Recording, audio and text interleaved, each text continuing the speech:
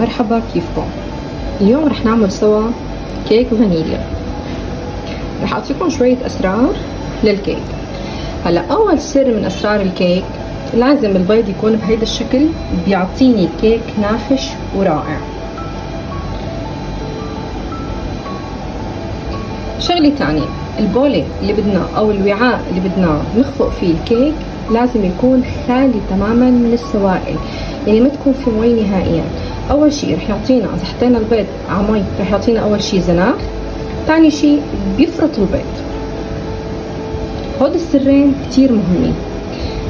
الشوي لازم يكون على درجة حرارة 180 بالرف الوسط، ما لازم نفتح قبل مرور 20 ل 30 دقيقة حسب المدة وحسب الكيك اللي بده يكون بالفرن وحسب اذا الكيك صغير او كبير. هلا اليوم هذا الكيك كيك الفانيليا، مكونات 4 بيض، فانيليا، خل ابيض، كبايتين طحين منخولين مع معلقة كبيرة بيكنج بودر، حليب.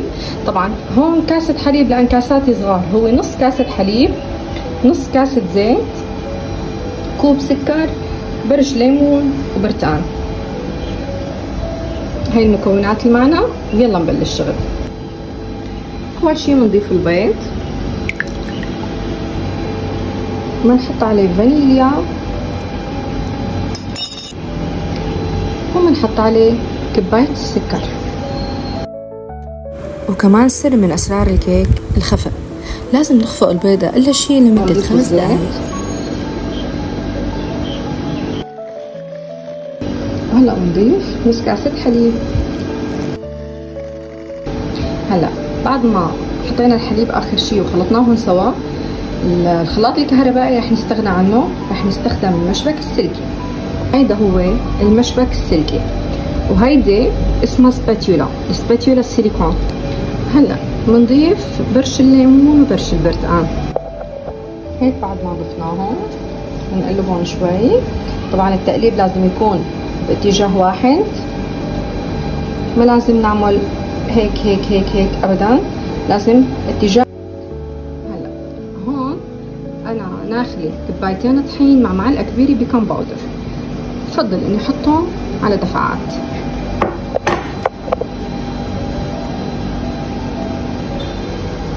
هيك بعد ما مزجنا كمية الطحين ناخد هيدا القوام.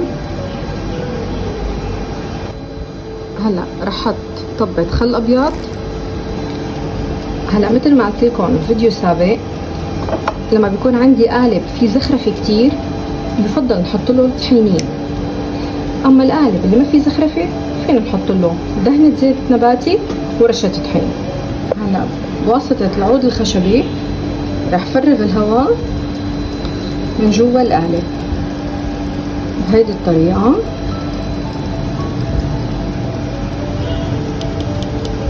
بعدين رح اخبطه 3 خبطات على المجلة، 1 2 3. بالرف الوسط الفرن شغال بس من تحت على درجة حرارة 180. ما بين استوى الكيك، يلا نعمل الحوسة اليومية.